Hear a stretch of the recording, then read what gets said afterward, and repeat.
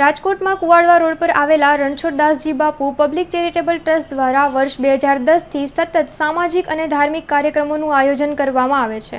આ ટ્રસ્ટ દ્વારા આગામી દિવસોમાં વૈષ્ણવ શ્રદ્ધાળુઓ માટે નવેમ્બર 2024માં ચંપારણ ખાતે ધાર્મિક યાત્રા તેમજ મનોરથનું આયોજન કરવામાં આવ્યું છે। આ અંગે વધુ વિગત अब तक મીડિયાની મુલાકાતે આવેલા રણછોડદાસજી બાપુ પબ્લિક ચેરિટેબલ ટ્રસ્ટના ટ્રસ્ટીઓએ પૂરી પાડી હતી।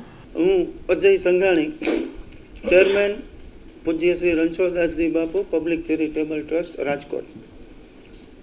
2010 પછી અમારા જે ટ્રસ્ટ આયોજિત ઘણા બધા ધાર્મિક કાર્યક્રમો થયેલા છે, જેમાં દ્વારકા ખાતે હુંડી કાર્યક્રમ, ડાકોર ખાતે ધ્વજાજી આરોહણ, નાથદ્વારા ખાતે આખા દિવસનો મનોરથ તેમજ ધ્વજા આરોહણ, સામૂહિક ચુંદડી મનોરથ, સામૂહિક ભાગવત સપ્તાહ, મથુરા ખાતે સામૂહિક ચુંદડી મનોરથ બાદ હવે અત્યારે પણ સામૂહિક મનોરથ તેમજ ધાર્મિક યાત્રાનું આયોજન ચંપારણ્ય ખાતે આગામી 16 નવેમ્બરના રોજ કરવામાં આવેલ છે। એટલે અમે 16/11થી 23/11નું આયોજન ચંપારણ્ય ખાતેનું છે। આના માટે આવતા મહિને 18/7ના રોજ રેલવે બુકિંગ ચાલુ થશે, તો એ પહેલાં તમામ વૈષ્ણવોને નામ નોંધાવવા માટે અપીલ કરવામાં આવે છે।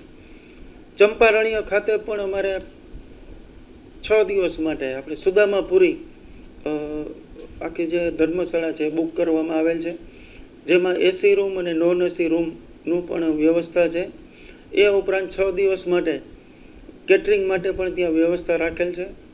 ઉપરાંત ચંપારણ રેલવે સ્ટેશને આપણે ડ્રોપ થઈએ ત્યાંથી ચંપારણ રાયપુર રેલવે સ્ટેશનથી ચંપારણ અને રિટર્નમાં ચંપારણથી રાયપુર રેલવે સ્ટેશન ઉપરાંત લોકલ સાઇટ સીઈંગ આ તમામ માટે બસની પણ વ્યવસ્થા રાખેલ છે। માટે તમામ વૈષ્ણવોને કોઈ પણ પ્રકારનું મુશ્કેલી ન પડે એ રીતનું ધ્યાન રાખીને તમામ આયોજન કરવામાં આવેલ છે।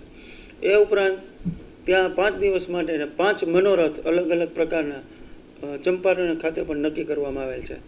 અને આ તમામ આયોજન માટે અમારી સાથે અમારા ટ્રસ્ટી શ્રી રમેશભાઈ પાઉં છે, જયેન્દ્રભાઈ બદિયાણી છે, કિરીટભાઈ કુંડલિયા, અમે બધા જહેમત ઉઠાવી રહ્યા છીએ।